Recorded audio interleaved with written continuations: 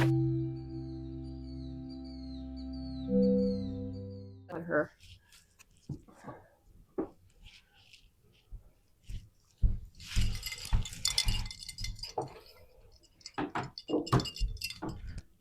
Oh, I didn't flip it. Got it.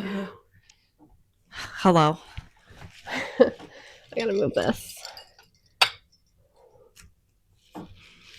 Alrighty. Welcome back. It's in my face. Today we are going to talk about Kickstarters. Yes, Kickstarter. And I'm telling you right now, I'm gonna be on my phone a lot because I wrote notes.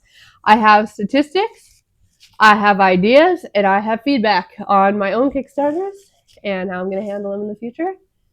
And Yeah. I also have some ideas and feedback for things that don't work for Kickstarters. So I'm just going to say a lot. Who are you? Oh, that's true. I'm Ren. And I'm Day. And I've run 2 Kickstarters. I've done them both as pre-orders for my novels. So Tidebound was my debut, and then Tidebreaker, which I just finished fulfilling a couple weeks ago, actually. And what I was going to say before we introduce ourselves is a lot of this information I'm going over, I found from the Offers of Kickstarter Facebook group. That Facebook group is a plethora of information. A lot of what I'm talking about is probably stuff that you could find on that Facebook group. So if you want to expand more on any of these ideas, or if you're curious about doing it yourself, I recommend checking out that Facebook group. I would not have been able to fund either of my Kickstarters without all that information. It's insanely helpful. So I just wanted to preface that because this is probably, the video is maybe going to be geared towards people who've probably never run a Kickstarter before, just based on the information that I have. So how I'm going to go through this is by maybe the stages of a Kickstarter. So I've kind of organized it between pre-release, during the campaign, and then post-release, or like fulfillment, because those are 3 totally different areas and totally different stages. And there's a lot that you can do to like give yourself success in those different areas. Credibility. Why am I credible? That's what I'm trying to say. Okay. I had no idea what you were trying to get to. My credibility. Before I like launch into like tips and my opinions on things, why the heck should you believe me? That's what I'm trying to say. So like I said, I did 2 Kickstarters. My first campaign, Tidebound, made less money, but funded within, I believe, 5 hours. And then my second one funded within 30 minutes, which is insane. It had a higher goal as well. Tidebound's Kickstarter was pretty simple. All I did was paperbacks that I got from KDP, bought the offer copies, I signed them, I mailed them. I had a little bit of character art that was from like stretch goals, and then a few really, really small freebies that went along with it, which were things that I sourced like really, really cheaply, and they were already like created, except for the keychains, but that wasn't hard. That took me like 2 hours to make. The second one, Timekeeper, that I just finished, had way more moving parts. I did the paperbacks as well as hardcovers, which I'd never done hardcovers at all before. I also hired out sprayed edges instead of doing them myself. And all of the goodies were things that I created with different vendors. So I had wax melt, I had bookmarks, stuff like that. So there was a lot more people involved and a lot more moving pieces. What Kickstarters have you done? I've only done 1 Kickstarter, and I was the campaign manager / marketer person for that. And I was working on Eric Tusok's of Perfect Spirit. Yeah. And yeah, so what I learned between my 2 campaigns is the first one, like I said, it was very simple. So it made me less money. My first one, this is not just profit. This is like the pledge amount. The pledge came to $1,925 Canadian for my first event or first campaign. My goal was 1,000, so it was 192% funded, and there was a total of 39 backers. Tide Keeper, which is the one I did this year, had a goal of $2,000 because there's higher production costs. Oh, I forgot about these numbers. Where did this money go? Tidekeeper made $5,600. It was 329% funded with a total of 58 backers. I'm gonna pop these up on the screen, and by me I mean Day because she does the editing. Um, but you'll kind of see how the like amount of backers fluctuates a little bit. So like there's a massive spike. I hit both my funding goals like immediately because I did so much pre-campaign work in my opinion. And you'll see it like jumps up and then you'll see it slowly go up, slowly come down, go up, come down, and then at the very end of both campaigns, it spikes a little bit up again. I'm pretty sure. Might be wrong on that actually. It might spike down a bit if people dropped it, but and I just want to say that for like I had a very very good experience with both of them funding immediately.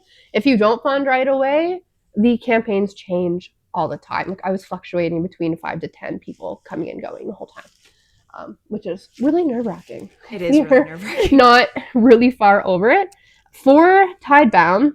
So the average pledge was $49.36, which makes sense because the book itself was $25 plus shipping. So majority of people just got the book by itself. 709 people, sorry, $709 came directly from Kickstarter. So what that means is those are people who either found me on the Kickstarter platform or on the Kickstarter platform Googled my name to pull me up. And then 1,216 people came from external referral. So that could be Facebook, Instagram, my newsletter, anytime I sent a link to people. So majority of that would be more so my marketing, where the $700 is Kickstarter's marketing, in my opinion. For the second one, the average pledge came to $96. That was interesting to me because if people just bought the paperback, it was $25 plus shipping again, so maybe about 40, 45. If they just bought the hardcover, it came to about, I guess, 100. And then there's people who bought, like, there's one person who spent $600. Like, there was just such a big range of people spending money. I had $3,200 come directly from Kickstarter, which was 57%, which is insane. And I'm going to talk about that later. And then $2,400 came from external referrals. So Instagram, newsletter, stuff like that. Those are the statistics. I just want to get those out of the way. The campaign that you did, how close did you guys get to the funding goal? We were off by like 400, I think. Yeah. Or something like that. And did you look at the statistics at all or no? Okay. I think I just didn't because it didn't fund. So it was like not really You can still learn a lot from it though. True. So maybe I will look at it. Yeah, because something that even if you don't fund, you can really look at where did people come from? Did they come from the Kickstarter platform? Did they come from your efforts? Because then you can kind of decide where to put more of your attention and efforts into. One thing for my second campaign is I did get Projects We Love on the second day, I believe, which puts you on the front page of the Kickstarter website. So I think that helped a lot and why it was a larger chunk of people coming directly from Kickstarter. So the reasons why Kickstarter works so well for offers, in case it's something that you've never even thought of before, is I've done it primarily for pre-orders because it allows reader enthusiasm to go right up into your funding. So it reduces the financial risk of publishing a new book or publishing a new saying, don't worry, dude. You have roommates. That's just the way life is. Kickstarters also allow you to fund or invest in higher quality products. So for example, I probably never would have been able to afford to do my hardcovers if I didn't do a Kickstarter. I can't even afford right now to order another batch of my hardcovers because it's such a big bill. I think I spent $1,500 like down payment to order the 40 books that I had. So Kickstarters also, in my opinion, strengthen reader loyalty because they allow people to feel like they are part of the process. They are supporting you, supporting your goals. They are getting extra goodies out of it. You can tailor the stretch goals to be what they want. You can ask them for their feedback in the comments and stuff like that. I really like, they're just involved in the publishing process. And then Kickstarter also functions really well as a sales platform and for building or acquiring new customers. So, like I said, I hit projects we love.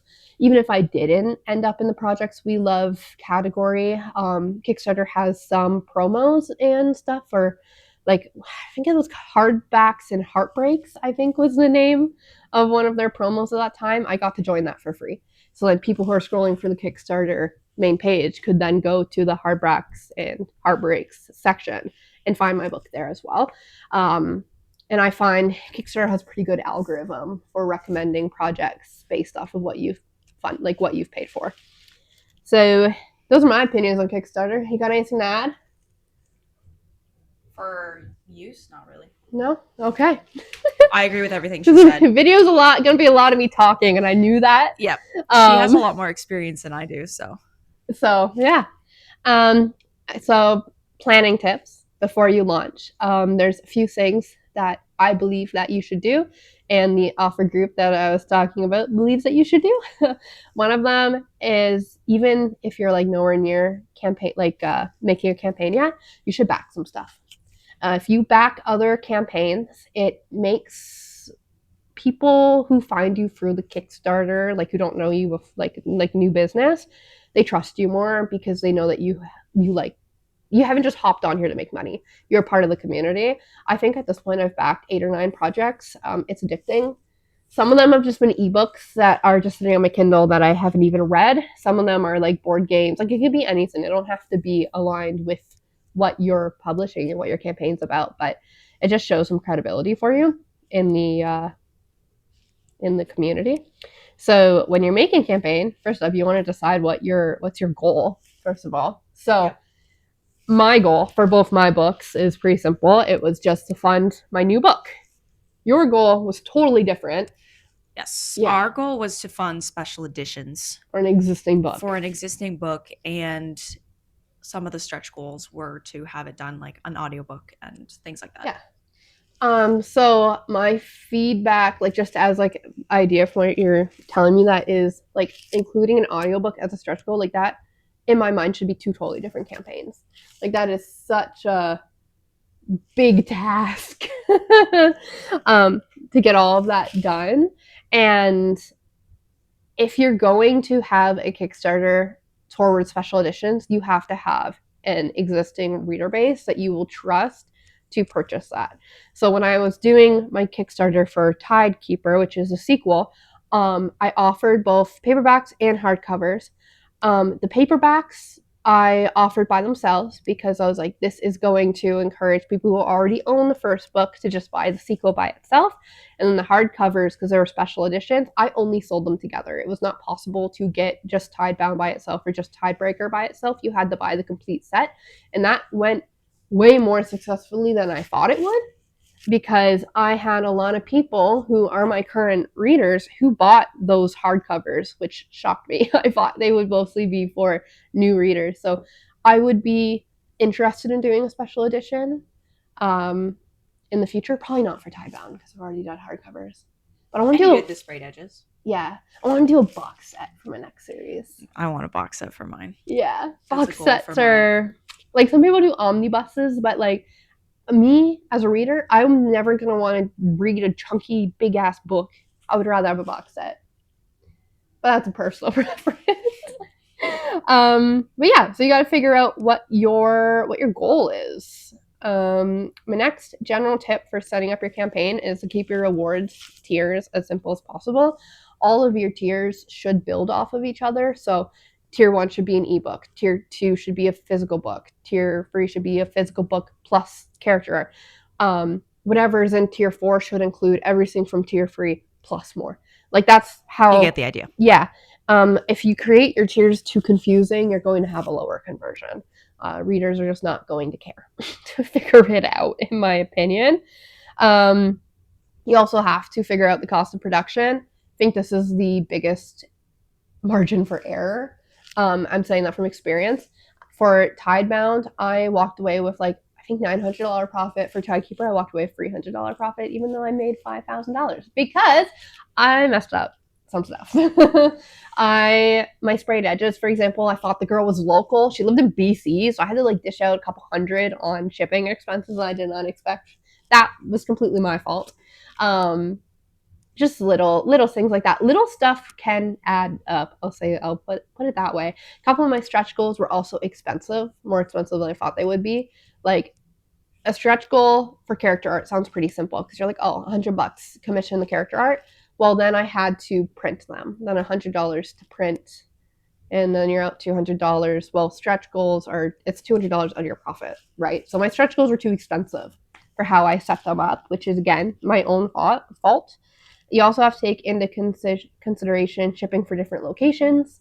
The tariffs went into place, and tariffs are not on books, which is good. But I had so many goodies, I had to pay about an extra $10 to $15 for tariffs for every single like sale.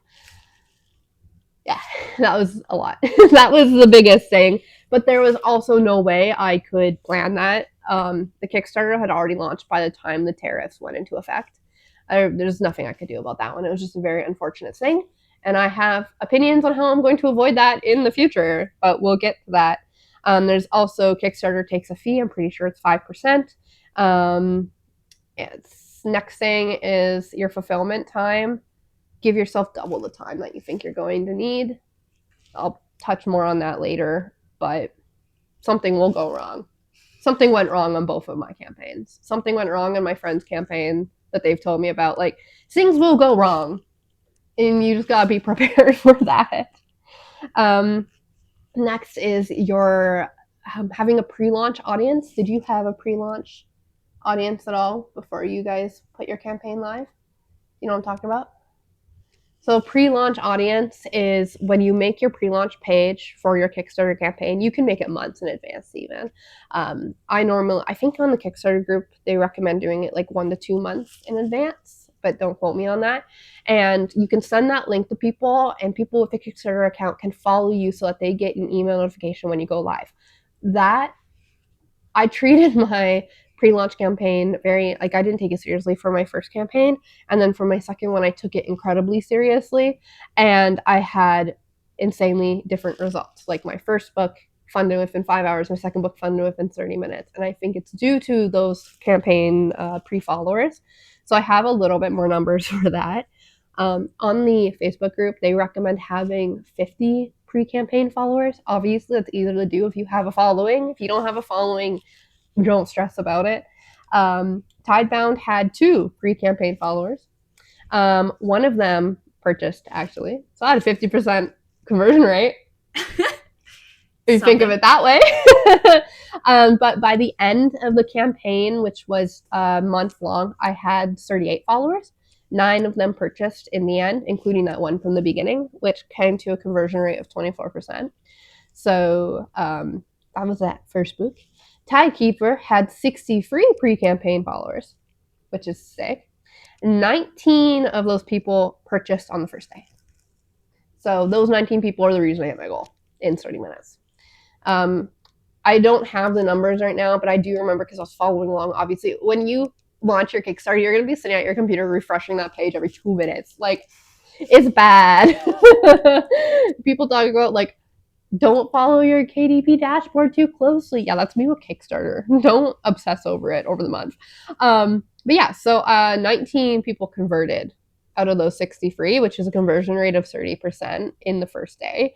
And then by the end, I had 137 project followers.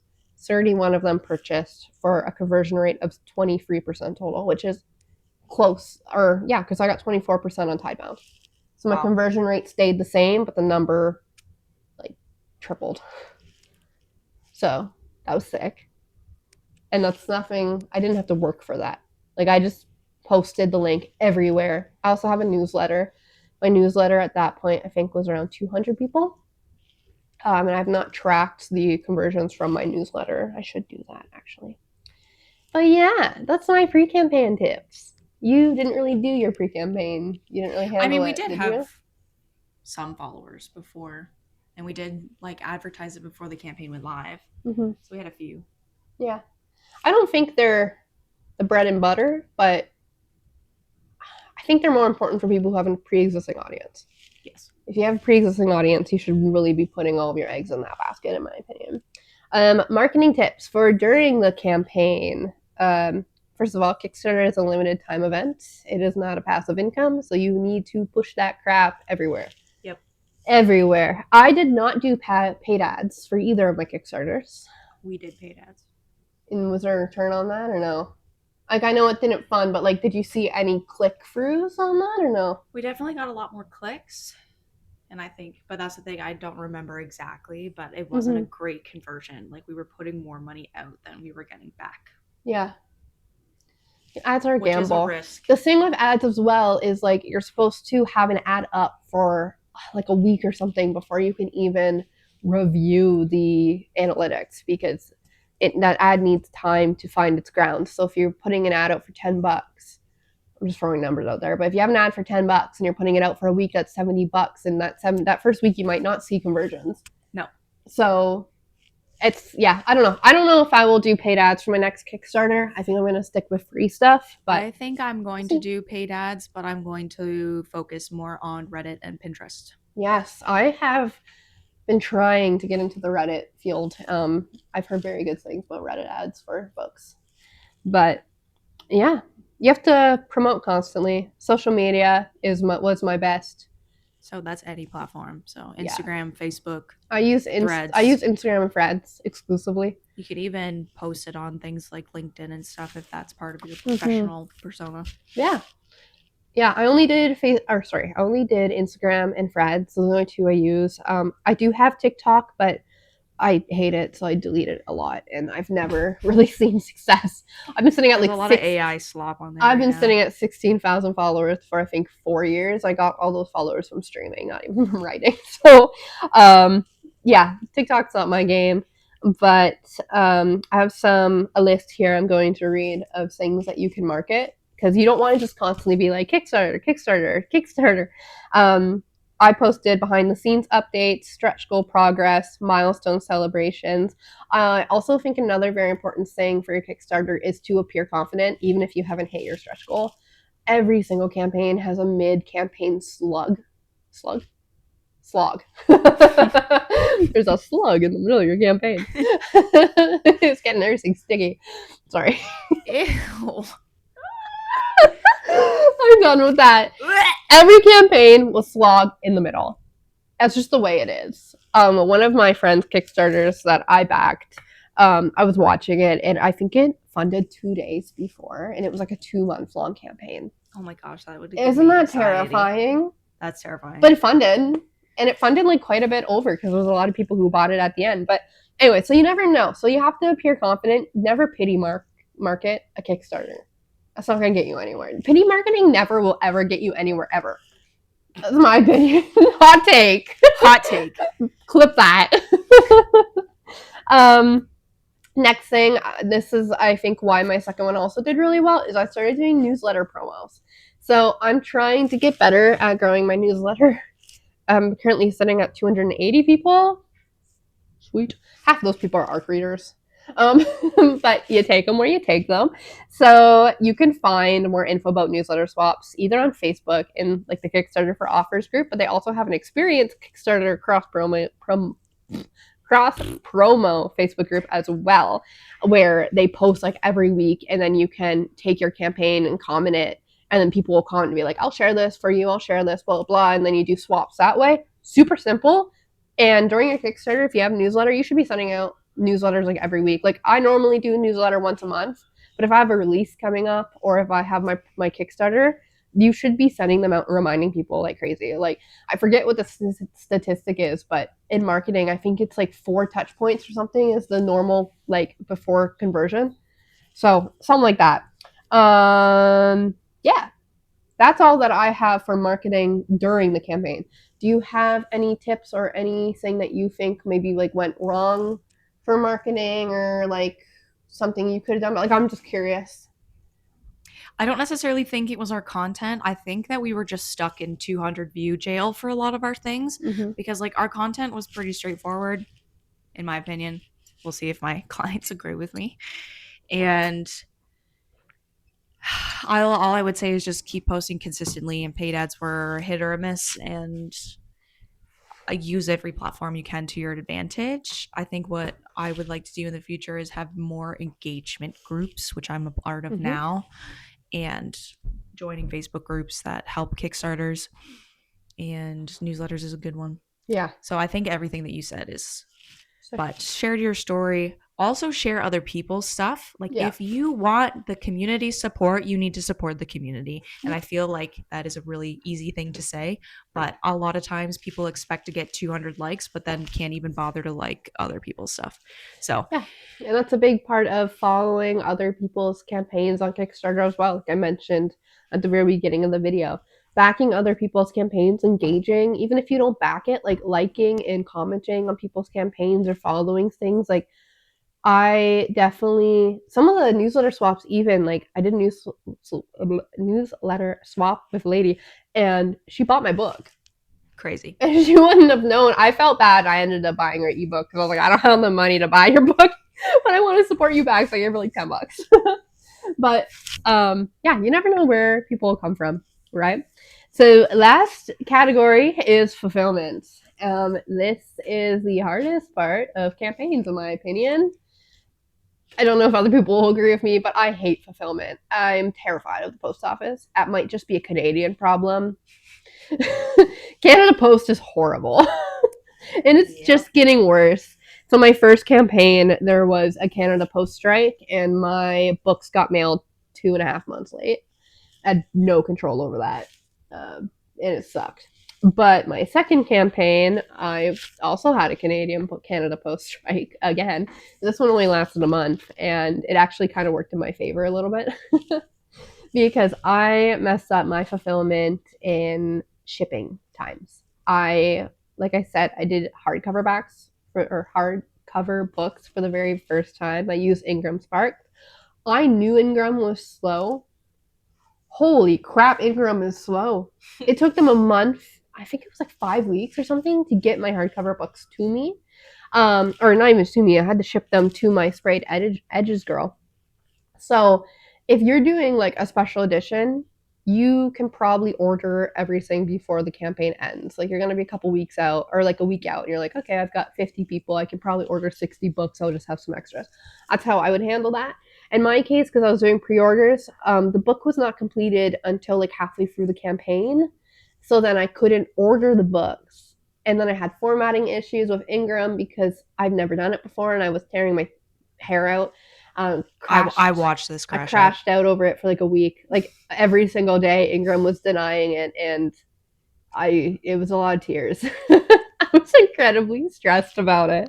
Um, and then yeah, shipping time, and then I had to mail my books to my sprayed edges girl. Life happened with her, and then it took me forever to get those books back, and then she mailed them, and then by the time they got here, then the Canada Post strike was on, and then I had to mail them. And anyways, fulfillment was supposed to be over end of September, and I got the books out end of December. Nice. Yeah. So if that happens to you, backers are really nice about it. No one actually ever got mad at me. A couple people did text me like, "Hey, just checking for an update," and I took that as a chance to post a wide backer update. But no one got mad. No one got upset. No one canceled. There's a few people who ended up being local who I just dropped stuff off at their houses, which was great.